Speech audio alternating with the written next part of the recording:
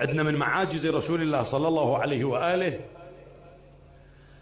أنه مر ذات يوم ومعه أصحاب الكساء علي وفاطمة والحسن والحسين.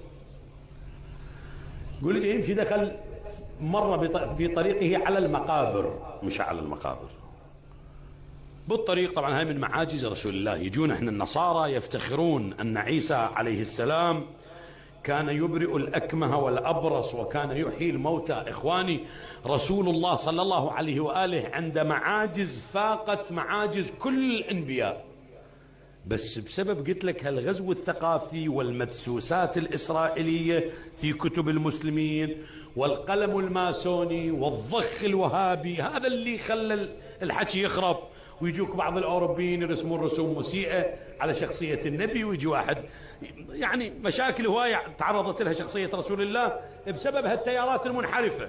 وإلا من تجي للتاريخ الصحيح تجد أن رسول الله صلى الله عليه وآله ظهرت له من الكرامات والمعاجز ما ملأ الخافقين أكثر من معاجز كل الأنبياء.